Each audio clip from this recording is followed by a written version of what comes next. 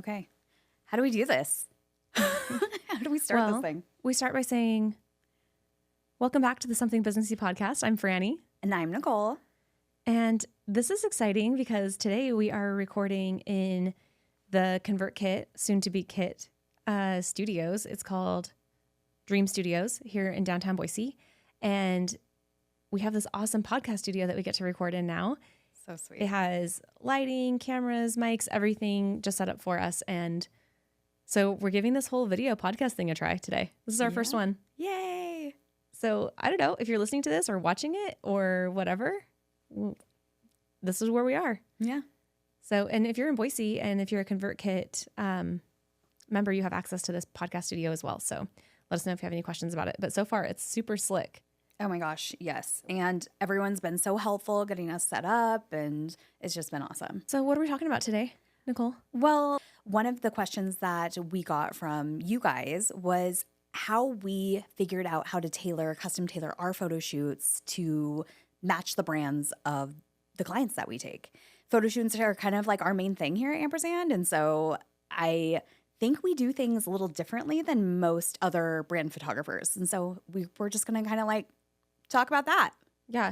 I think our clients, small business owners, have the question, like they're curious how we do it so that they can try to prepare for their photo shoots. But a lot of brand photographers also ask us this question and want to know what our process looks like. And they want to know all the secrets. And nothing's a secret here. We're open books. So we want to share it all. I have seen a lot of advice from content creators, like to small business owners when they're going to go do a photo shoot. And they're always like, make sure you have a dialed in shots list. You need to tell your photographer exactly what you want. You don't leave anything up to the photographer. Like, you need to tell them what you want. You need to make a Pinterest board. You need to make a shots list. You need to make a mood board and all this stuff. And clients, I think, are like, what? A little overwhelmed with that. Mm-hmm. So we definitely have figured out a way to do that for our clients. Yes. And collaborate with them, but at the same time kind of take on the burden of all of that planning and making sure that it's on brand. Yeah. So before we talk about like our actual process, maybe it would be a good idea to talk about how we got there. So a little bit of a background, if you're new to us, Frannie and I went to school for graphic design. We have branding in our blood.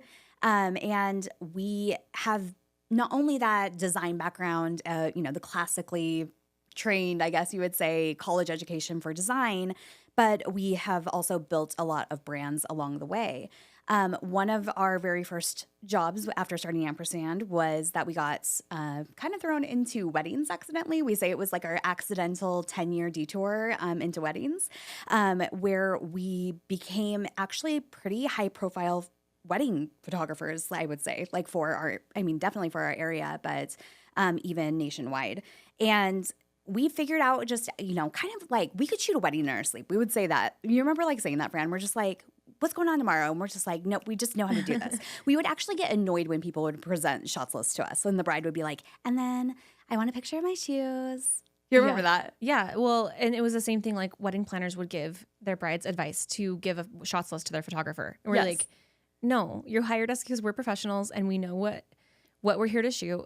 And like, don't worry, we got it. Like, we didn't want our brides to have to worry about that. Right. And at a wedding, it's more of you're documenting the day.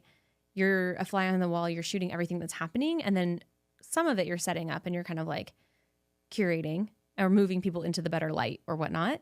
But it's so different than going into a brand shoot where you have goals for those photos to market your business. Right. And we do have to have a shots list beforehand. Yes. So when we did weddings, we were like, we don't want a shots list because it put us in this box of just not really allowing the day to happen the way it was supposed to. Well, they would print off those shots lists from the not.com. Oh, yeah. And we're like, and it's like, get a picture of the rings. And it's like, no kidding. Or no, it was like 3 pages long. Like I know, but it was like the obvious stuff. Like It was like so just like. But what are you supposed to walk around all day and check those things off? Like exactly.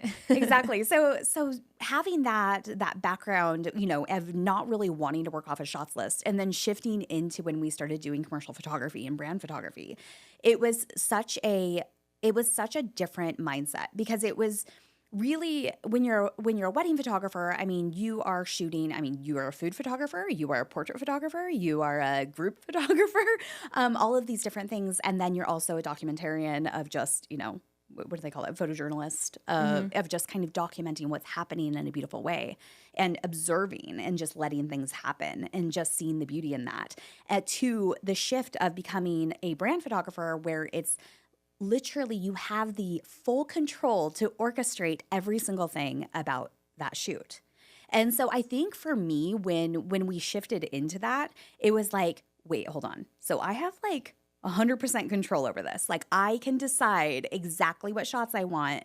There's no pressure. I can shoot it again if it's not like perfect. The DJ's not waiting for you. The DJ's not waiting for me. I can plan out my time. And I think that shift and that mindset, like of the relief of, okay, I'm in full control here. Like there's nothing detrimental here. Like it provided this freedom, but also this opened up like Pandora's box of creativity because we could do anything. I was not at like the mercy of somebody else's floral design. Yeah, or timeline. Right.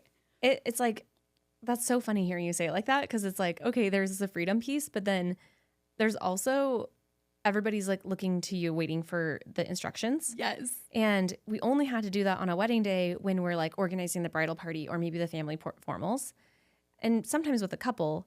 But for the most part, you get these little breaks where really you just have to shoot what's going on and you don't have to be the one telling everybody exactly what to do and posing people and moving the lights around and like making sure you're getting the shots on the shots list and making sure that you're getting the brand, like the whole brand story.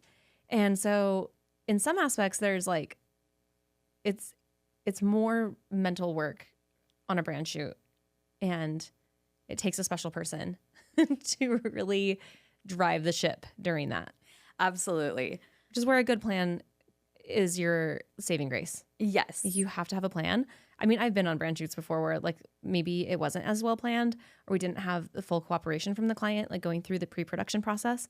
So you get to the shoot and you're like, okay, we got this. We're just going to riff. Like we know how to do this, And then you're kind of like, what are we doing next?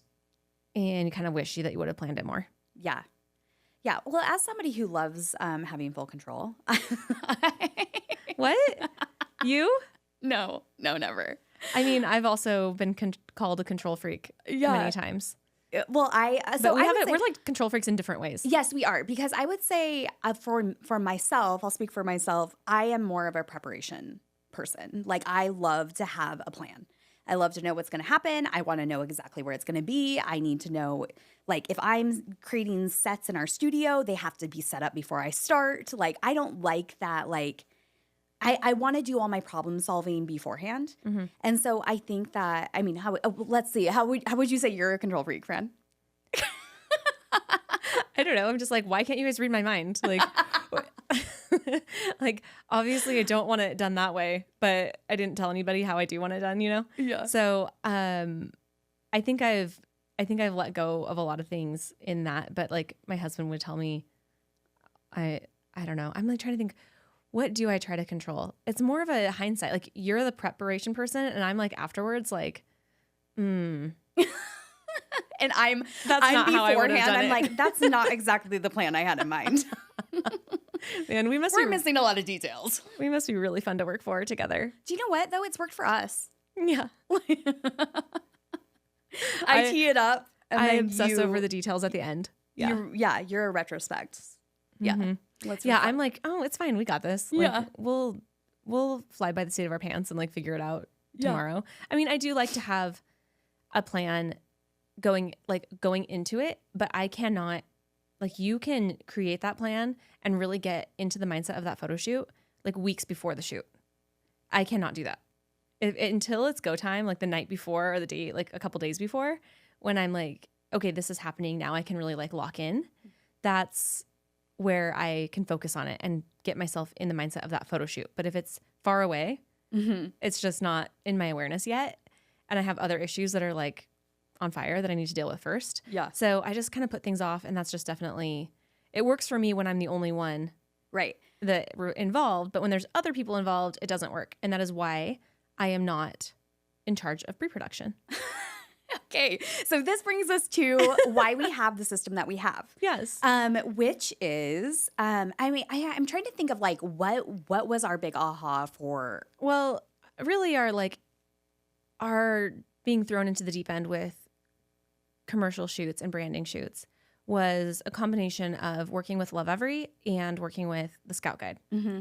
We had our first 2 years of doing brand photography solely. We were really busy with those 2 clients. Mm-hmm. The Scout Guide was a whole bunch of different small businesses all together in one, and you kind of handled all of the communication and the planning and stuff with that. And then Love Every had me running around the country for, even like 3 or 4 days a week sometimes. And I was working with their producer, Tiffany, who, I mean, if you and Tiffany ran a company, like, dude, together, you'd be like we would billionaires. have no employees. You wouldn't need them. She's like 5 employees. Dude, she's like, I mean, as far as like preparation goes, like I can't touch that. No, she thinks of everything that could possibly go wrong. And even to the point where sometimes I'm like, there's no way that that's going to happen. But if it did, there's a backup plan and like she's got it figured out. So I learned a lot from working on those projects and seeing the way that she had to plan ahead of time by like getting the models and the wardrobe and the props and everything really organized. Lots of spreadsheets, lots of, and then when we were on set, it felt almost boring sometimes because it was so easy. So easy. It was just like, we knew exactly what was going to happen. And then like the kid would show up and we'd shoot, and then the next kid would show up and we'd shoot that product, and we're like, boom, cross it off next. And I'm like, okay, this is a well-oiled machine. Like this is how it should be. Mm-hmm. Because boring is good when when you're talking about not like having to problem solve in the middle of a photo shoot while clients are staring at you. Exactly. So exactly. A little excitement every once in a while can come in different forms. Yes. Maybe not chaos. Yes. So I love these. I didn't really think about it this way, but these are such like drastically different situations that I think really did set us up for the way that we are. Mm-hmm. Because I was on my fair share of Love Every shoots too. And so I did get to see that, the way that she works and that behind the scenes and what it looks like to do it very well. And then on the flip side, we had the Scout Guide where it was, a lot of different brands, shorter amounts of time to actually shoot. So they weren't full day shoots. They were, maybe 1 to 3 hours. And then we had to be able to set up an editorial shot plus brand photos for every single business. Yeah. And we had like an open portfolio of 20 businesses that we were shooting in, about 3 to 6 months. Yeah. And so it was a lot of, and we really did a lot of that ideation and, execution of, the props and what we needed to bring and how that we were styling and all that stuff. And so having to work on that many businesses, and it wasn't a super, high paying position. And so in order for us to be lucrative at it, we had to figure out a way to be very efficient and be able to plan these shoots a little bit faster. To be able to gang them up together. But also to make every single client amazing and be really proud of the work that we're creating. Yeah. And so I think that, on the Love Every side, it's like all this preparation, we're seeing it, well-oiled, but it's everything that goes into this kind of one big project versus these multiple projects that, are not less important. Mm-hmm. And figuring out how to take this big brand strategy and put it into these smaller businesses. And that's really what we stand on now. Well, I mean, it's just like any process, system and process that you come to usually happens, and it's an ever-evolving, like living, breathing organism. But it usually ends up where it is because of mistakes or challenges or things that have happened, and you're like, ooh, how do we prevent that from happening again? Right. And that's really how we've come to this process that we're going to get to the process. Don't worry. We're going to break it down. We're just teeing you up. This is actually like, it's a fun conversation for us to have though, because it really is, I think it's easy to, with any business, to look at a business that looks like they got their crap together and say, oh, well, they're making it look easy. This is, but Yeah. and really, as we're training new employees into our team and we're welcoming new people onto the photo team, and we're like, why don't you Why understand don't you this? get it? But We've they been doing it. It wasn't overnight. No, we Yeah.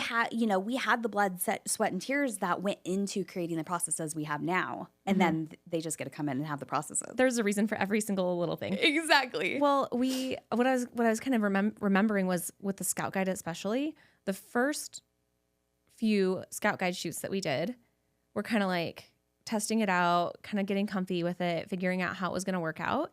And the client, which was Allie with the Scout Guide, and then her client, which was the actual business, which was by default our client now, they would kind of like talk to each other and they'd be like, okay, here's our idea for the shoot. You guys can just come and shoot it. And then we realized that we needed to be involved in that process leading up to it, because if a business owner is like, has this idea in their head, it's one or the other. It's either too grandiose and absolutely impossible to execute with the tools, the time, the location, the lighting, etc., that we have to work with, or it's the opposite of the spectrum where it's like, we can do something so much cooler than that, And they would find some like thing from like a Vogue magazine of like some insane situation, and we're like, yeah, that we could do that, but it's going to be like a multi-day shoot. We need a bunch of models. We need like a full-on studio. Like we can't do that inside your retail store or whatever. And so they have this vision that they don't know, though. They're not photographers. They don't know what's possible.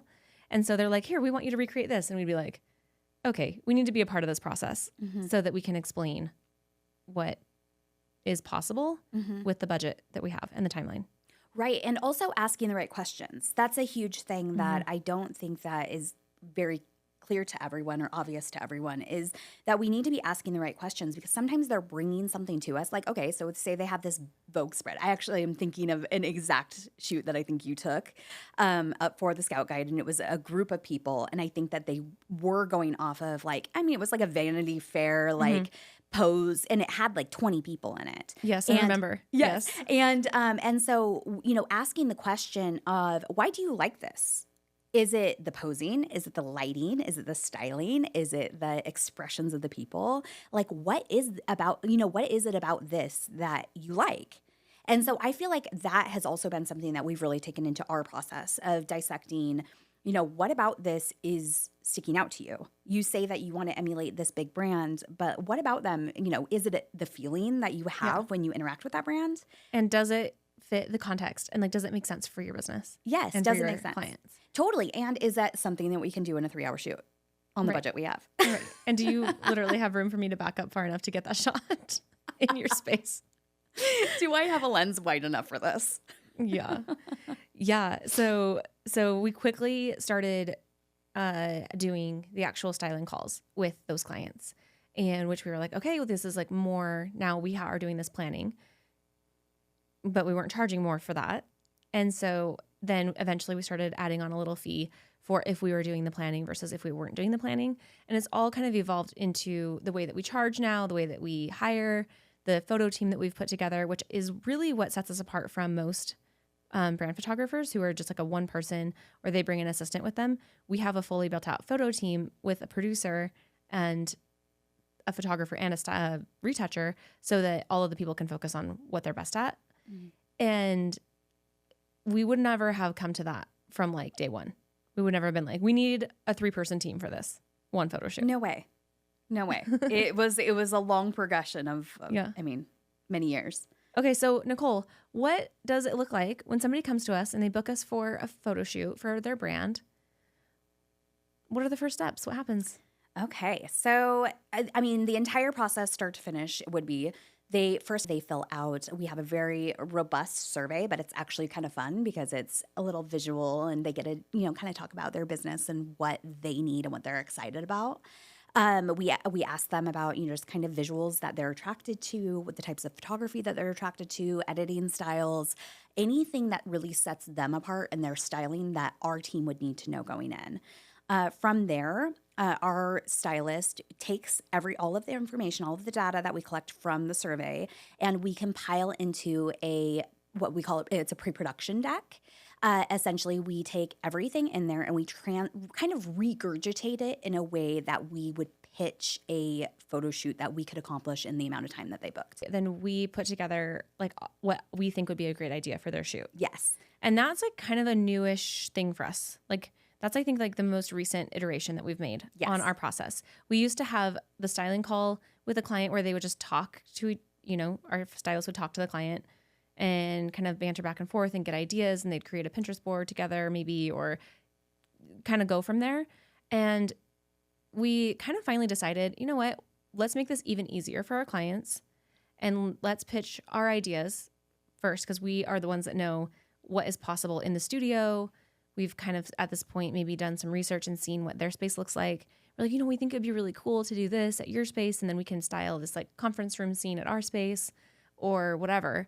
And then we can present that idea to them and they can either accept it or, build on it. Yeah. So what I've realized is that clients most clients are really visual. They don't really know what they like. Like they know what they don't like, kind of, And so what we, making it easier for them to be able to see what we have in mind and then be like, okay, this is what we have in mind. Am I right?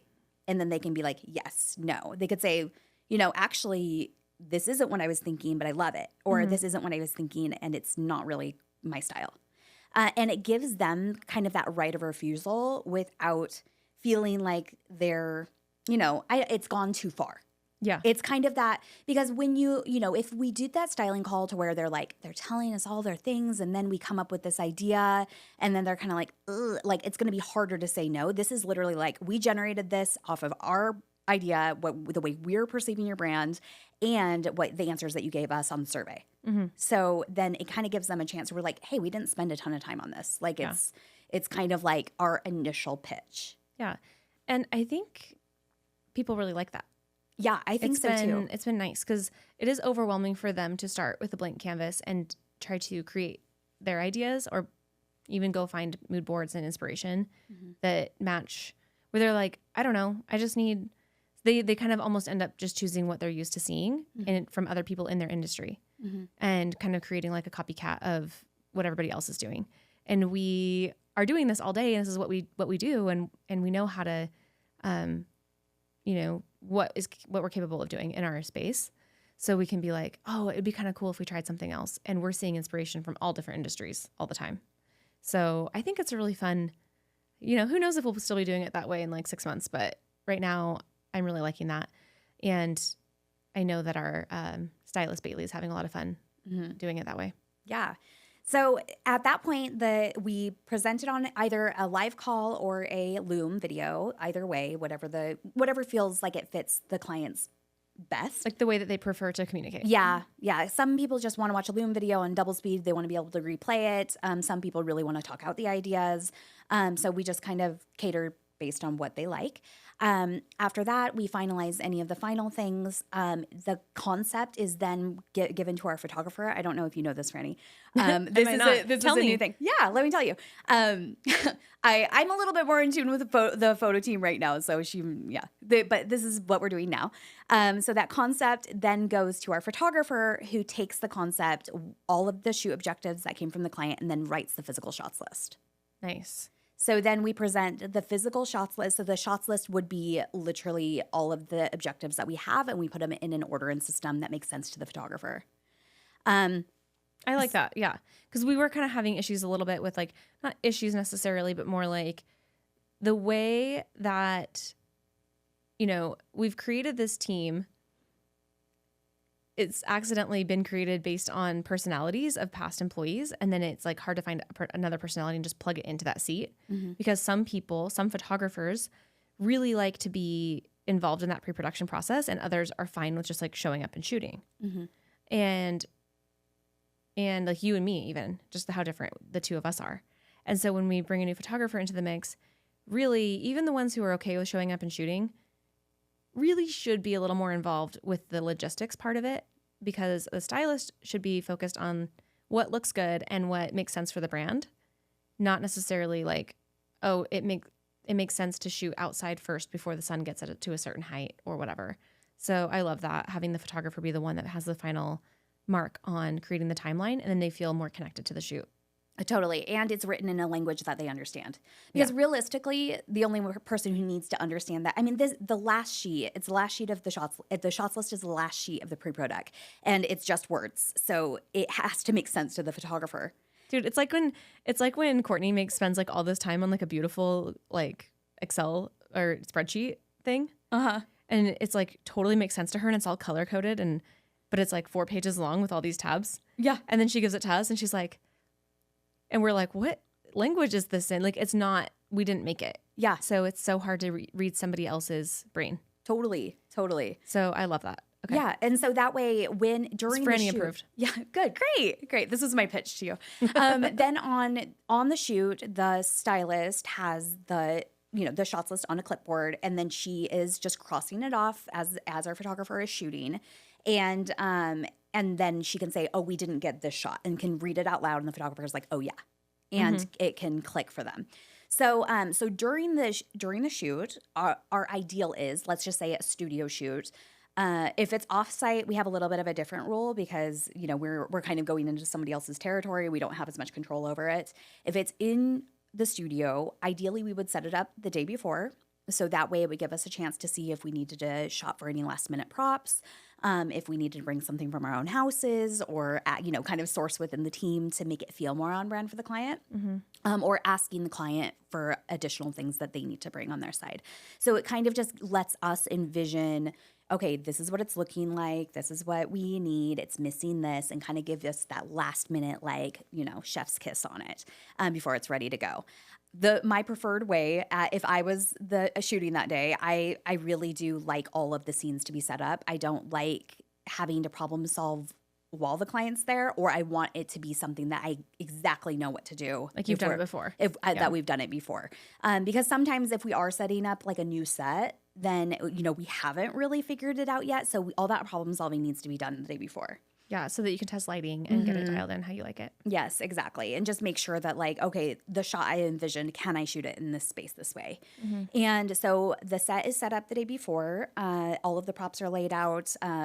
We have this, I was so proud of this. I have this, it's literally a busboy cart that I load all the props on it that we need to have for the shoot. And then we can also load up all of the clients' props once they come. So that way they're just at the ready. It makes me feel really bad when I don't use clients' props. And so being able to make sure that we're going through the props that the client brought, because you really don't know. I mean, just because something's not your taste doesn't mean that it wasn't significant to the client.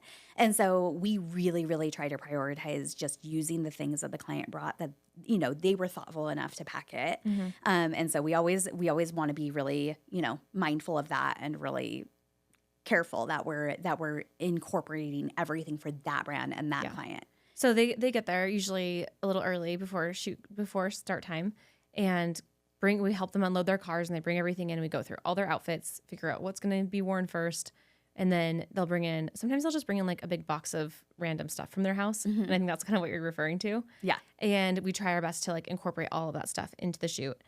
Like little styling tchotchkes and on the shelves and the books that they brought, and swap out some of our pre-styled stuff with their stuff that they brought. Exactly. Like the other day, we had a client who brought a whole bunch of, we had already styled the living room home scene.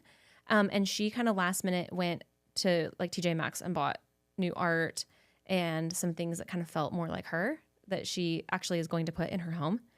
And that was actually really cool, because just at the last minute, we just were able to swap out the art on the walls and maybe the pillows and the blankets on the couches and everything, even though we had already done our best to make it look like her brand.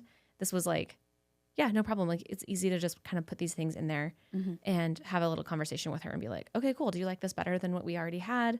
And then just like that, it's like a whole different house. Totally. And I mean, my biggest advice for this entire process is to ask questions. I mean, when the client is arriving, we are asking them, what out of all of the outfits that you brought, it also in our pre-production deck, we usually put some kind of styling, tips, inspiration in there. We have a styling guide that we also give just in our client portal, just to kind of help them pick out, outfits that feel on brand, but also photograph well and fit them well. So we recommend that they bring extra outfits that maybe we aren't even going to get to in the shoot. But as we're unpacking their stuff, we're putting on hangers if it's not on hangers, and we're asking, what outfit makes you feel the most amazing?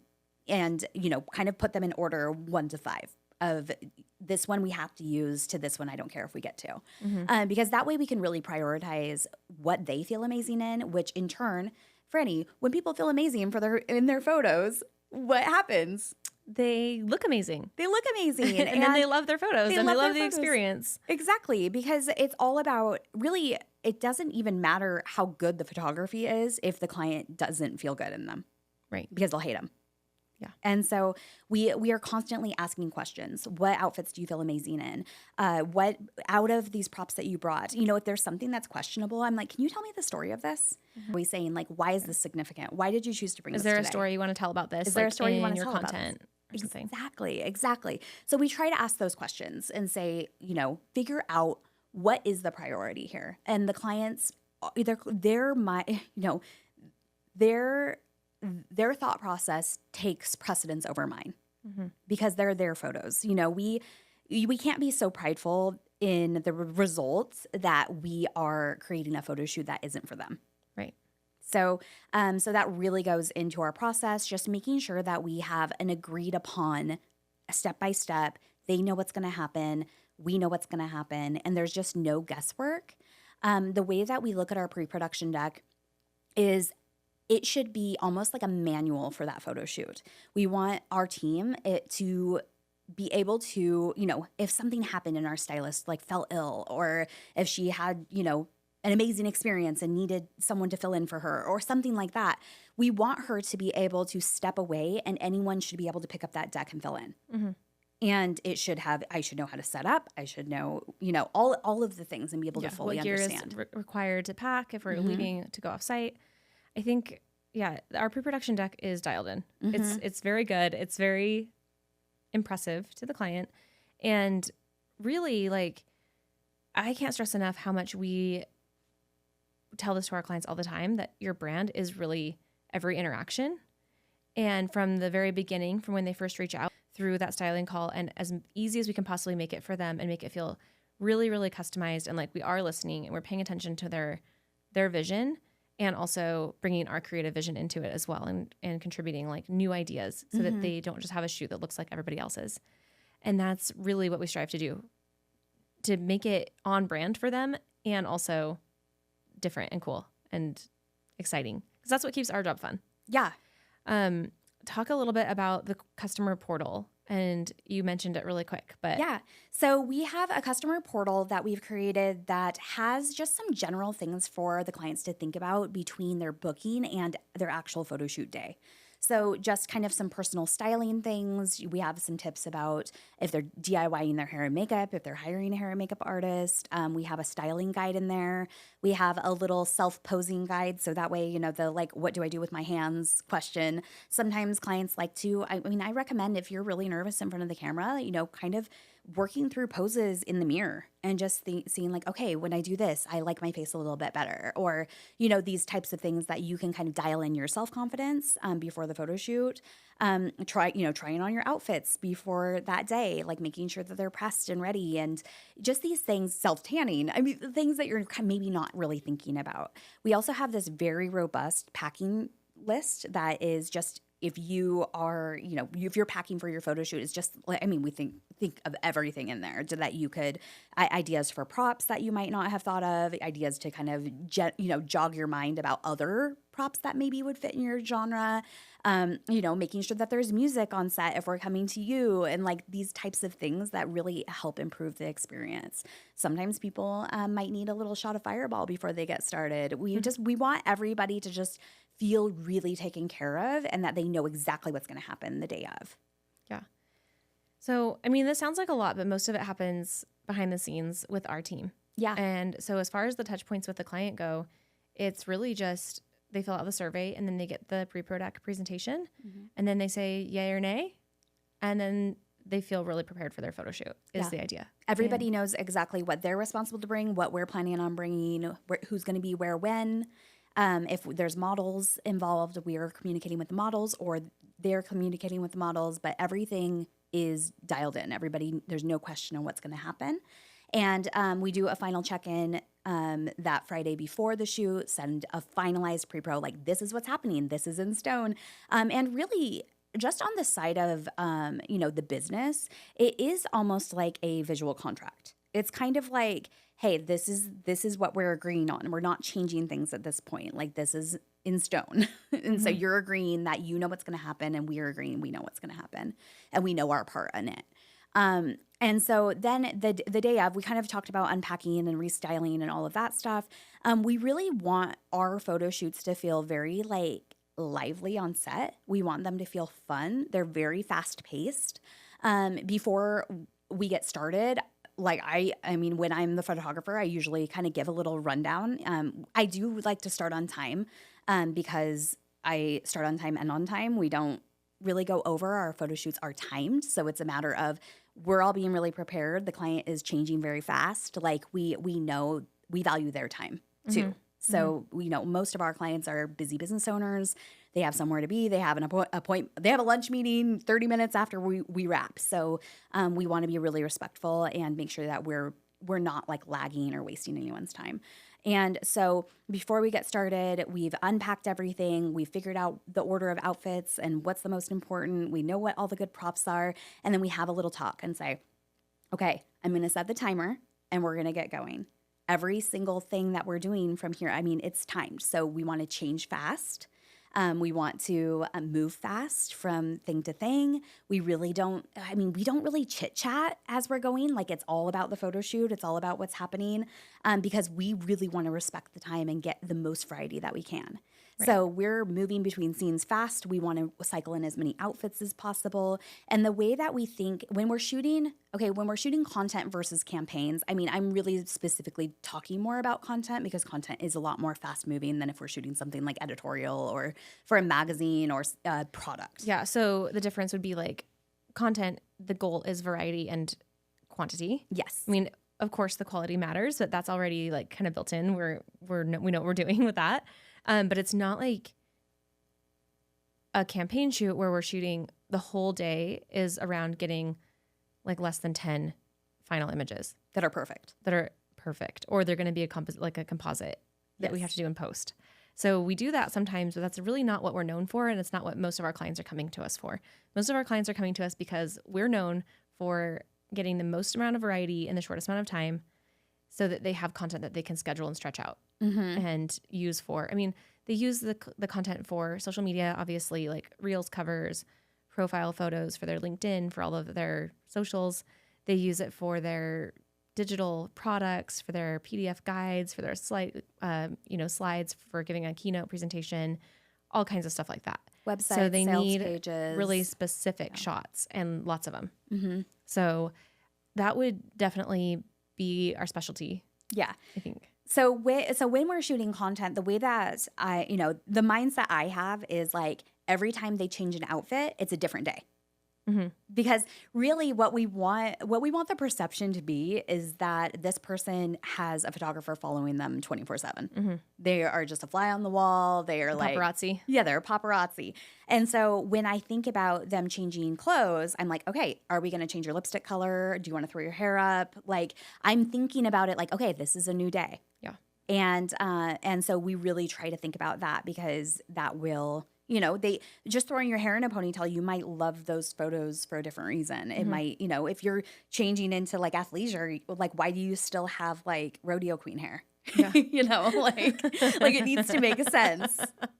And so rodeo queen hair. It's true though, I love that. Yeah. And so we really move fast and we're strategic about it. So if there are things, this is kind of another hard concept to grasp for, okay, if there is something to where it is going to undo something else, you have to think about it like a storyboard. Like, so you're like, okay, yeah, there's continuity. Yes. So if you want a flower arrangement in a shot, but then one of the shots is arranging the flowers, that obviously needs to come before the flower arrangement shot. It has to happen in order. It has to happen in order so that way you have the arranged flowers for the flower arrangement shot. Or if there is like a product that you have to have like an intact candy bar, then they can't, shot one can't be eating the candy bar. Right? Like, Yeah. I mean, you guys get it, right? So, same thing with like, if you're having them add red lipstick, it's really hard to take off red lipstick. Can't undo red lipstick. You can't undo red lipstick. If you're having them put their hair in a ponytail, it should probably be the last shot so they don't have a ponytail kink. Yeah, or if they have to like dump water on their head or something. Yeah, or oftentimes we get a lot of personal brands that they're teaching self-care and stuff like that. And so like putting on a face mask or something like that. Like obviously that's going to be the last shot of the day before they undo their makeup. These are all things that would be on the shots list ahead of time. Normally they're like, okay, my product is like a face care line or something or whatever. And so we help them come up with all these shots and then we organize them strategically. That's why the photographer is now writing that shots list so they can be like, actually, it would make sense to do this last. Order does matter. Mm-hmm. And then a lot of times too, if we have models, which I think comes back to our wedding days when we had family shoots, we always would start with like the largest group first and then work down so that you can release people as we go. Mm-hmm. So there's just like a lot of moving parts. Logistics. A lot of variables. Yes, definitely. So if you're a photographer listening to this, I have done some coaching with brand photographers to kind of help them like create systems like what we have.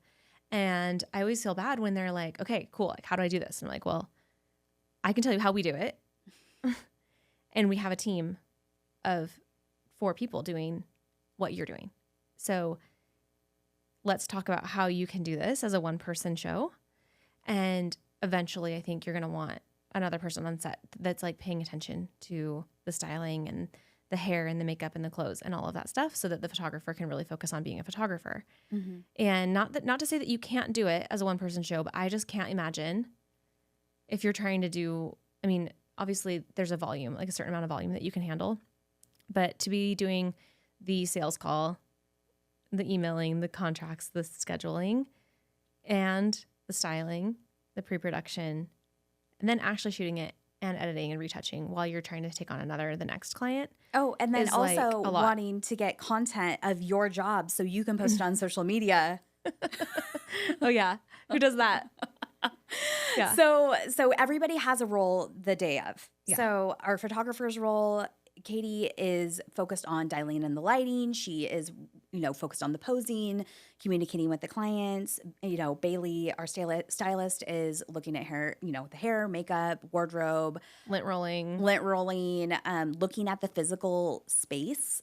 We usually tether on set, which means that we shoot to an iPad or a laptop so that way we can see, how the props are translating. If there's any weird lighting like reflections or shadows on the wall or anything like that we need to be watching out for that are important, that we're getting a variety of framing, that we're actually getting the objectives that the client wants. And then Bailey is also getting behind the scenes of the shoot. It's nice as the photographer to know that you have a second set of eyes because you are trying to move so fast, for somebody to be like, hey, don't forget to like pull out and get some wide shots too or whatever. Or she still has her Apple Watch on.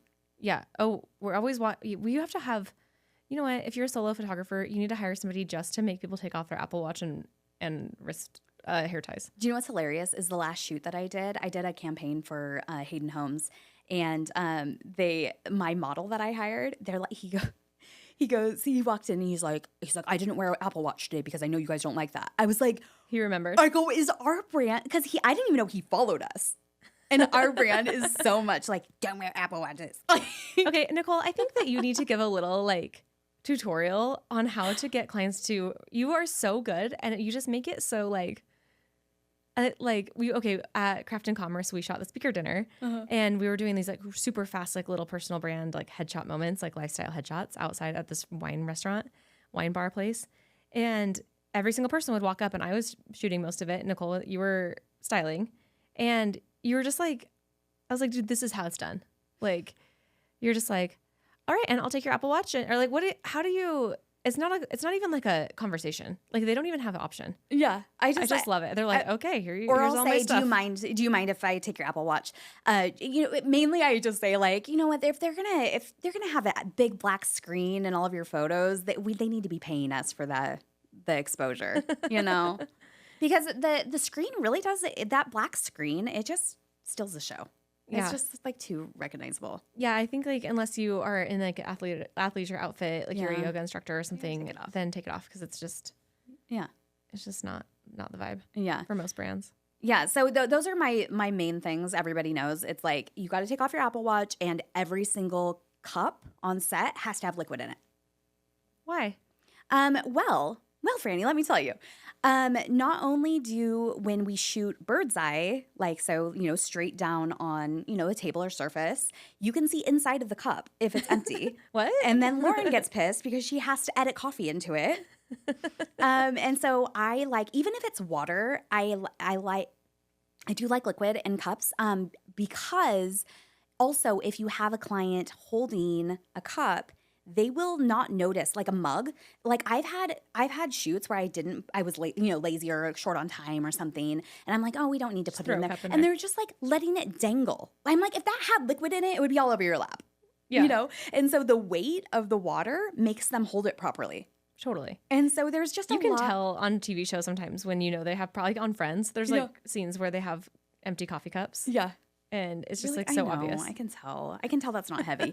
So liquid in cups is a big one, and then the Apple Watches is another big one for me.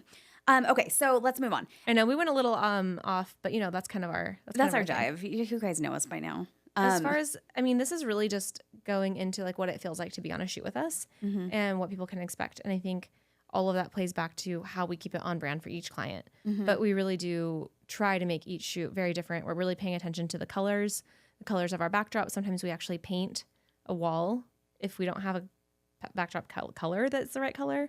We've done that for many clients where we paint the wall a specific color and kind of make it look like a little scene in their home or in their office, so that eventually once they're using these photos in their branding, you glance at it and you're getting their brand visuals all worked in. So we're also really encouraging that people are bringing outfits that have their brand colors incorporated, or at least outfits that will like jive nicely with their brand colors, like not clash or not be like so off brand that it's gonna like steal the show. Yeah. So the way that I like to think about a photo shoot and about the design of a photo shoot, and just really while we're shooting the shoot, like, because sometimes I will suggest adding maybe shots that are not on the shots list if we have time, just to kind of fill in the pop of color. Because I think of everything, if you guys are familiar with us and you like follow us on Instagram, you know about our grid goals, which is basically a mock Instagram grid of how their photos are working together. And that's how I think of all of our shoots. If there are, all smiling camera aware photos that are on a white background, that is not going to give us... The grid is going to be boring. The grid is going to be boring. And so I think about like, okay, well, how can I tell a story in this grid? What do they have a brand color that we could do a quick backdrop to, just kind of bring in that like more of a checkerboard or pop color? Did they bring outfits, or could we incorporate something that makes it feel on brand and kind of gets that like ad attention? And then also just like, getting some flat lays. Like, it's not that hard to grab a flat lay of somebody's fingers on a computer keys. Also, if you're, already getting a desk shot of them. So just thinking about that of like, am I getting a good amount of variety to where, I think about it for selfish reasons for our grid. I'm like, I've got to have this for the grid, But also some of these shots, they don't know that they need, because if you have, if you're using brand photos, I think anybody listening to this who has had a brand shoot, how often do you look for just basic stock that doesn't have your face in it? You're just like, I just need like some details that feel like me, that aren't something that like feels like stock I've purchased. It like looks like my stuff and my hands and my, my belongings and my space. And it's lighting and editing that matches the rest of my shoot, Yeah. And so we really try to tell a complete story. And I mean, even if the client doesn't choose those photos, it's like, at least we have them for the grid. Yeah. And the idea that we're going for is, we always say, wouldn't it be cool if you imagine having a library that you could search through like a stock photography website, but it's all your own proprietary brand photos and the style matches. Yeah, that's the thing with stock photos is like, somebody will post one video. It's like a light and airy of like a succulent on a table with like a white desk and a laptop. Yeah. And then the next shot is like some moody Pacific Northwest, like trees camping scene. Right. And or it's like there's like crazy studio lighting there. Like all it grainy looks and- like, yeah. Yeah. So your photography style is something that we talk about, something that we, you know, is also really different from shooting weddings, where when we shot weddings, it was like, no, you're coming to us because you like our style and this is what you will get. We were shooting film, we were matching our digitals to the film, and we had a very specific style. And you don't really ask a wedding photographer to change their style for your preferences. But with brand photography, it's really different. And we do, you know, we do have a style, which is pretty bright and punchy Straight. and bold. Straight but it's color. like pretty straight color and clean, crisp whites and stuff like that. But if somebody wants something a little bit moodier or darker or grainy or whatever, we will absolutely do our best to dial that in and get it closer to their brand for them. Mm-hmm. So that's another way that we kind of help tailor our photo shoots to fit someone's brand. And all of those are questions that we're asking in that beginning process part. Yeah. So that brings us to our post process. So immediately after the photo shoot, our photographer takes the memory card and culls it to the best of the photos. We aim to get 100 frames per hour of shooting of usable like variety for proofs. And so from that point, a hard drive is transferred with those images to our retoucher, Lauren, who goes through and does just a base edit on all of the proofs. Base edits are just, we pretty much apply our preset, just kind of make sure that the overall exposure is dialed in, but they don't have any additional edits. I mean, maybe like a crop or something if it's something super obvious. But for the most part, they're fairly straight, just enough for you to kind of imagine what the photo will be like retouched. From that point, the proofs are served to the clients. They have a week to choose their favorite proofs. They are, with our packages, they are allowed a certain amount of images per hour of shooting. They make all of those selects. The selects go back to Lauren. Lauren does final retouching, and then the final gallery is delivered. Well, and just like that, Yeah. it's a pretty complex system. Yeah. Well, But it really does work well. We use Asana. We track every deadline. Everything's kind of just, and then every week we're checking in to see, you know, where everything's at. Have clients made selects yet? Have their proofs been sent out? And it works really well. it works. Yeah, and I would say most of the time, for a custom brand photo shoot, the photos are delivered about 2 weeks after the shoot if the client makes selects prompt. Yeah. Yeah. So All right. Well, I mean, that was pretty much, should we talk about minis real quick? yeah. Okay. So since we know that not all brands have, you know, a full a budget to do a custom shoot, so we would divide up. We've got custom shoots, and then we've got our mini shoots. So mini shoots or mini sessions are a specific time, a specific day, at specific time blocks that basically you sign up, but it is a reduced rate. So We're shooting different clients back to back throughout the day. Yes. So it's important, like super important that it starts on time, Yeah. ends on time. And it's basically, we're filtering you throughout the day. It's very, you know, structured, but we really make sure that the time that we're shooting, that we're really taking care of you. Any opportunities that we can to change up the brand on set, like, you know, if we have like pink pillows or something and that's not your deal, like we'll throw them out or we'll go grab some neutral pillows. We really do try to cater without, you know, a full set redesign. But we want it to feel like your brand. And we really, really try to make sure that, you know, all of our services, that we have some kind of starting point for people. We don't want to be like so far out of reach for small businesses. And we want to make sure that we have different price points to work with us. So, Well, and mini sessions aren't always necessarily the choice because of budget. There's a lot of reasons why people book mini sessions, even if it's not a budget issue. Like, first of all, a timing issue. If they're like, hey, I want to get a shoot like right away, and we don't have a space on our calendar for a few weeks or even like a month out sometimes, where usually we have a mini session coming up that they could jump in on, and they could get a handful of content that will work for what they need right away.